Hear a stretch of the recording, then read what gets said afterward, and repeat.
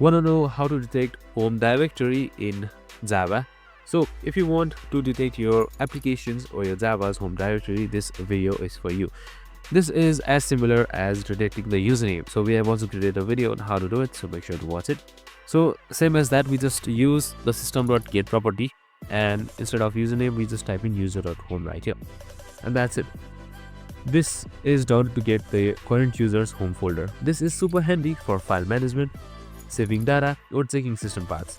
Running this code can instantly print your home directory path on the console.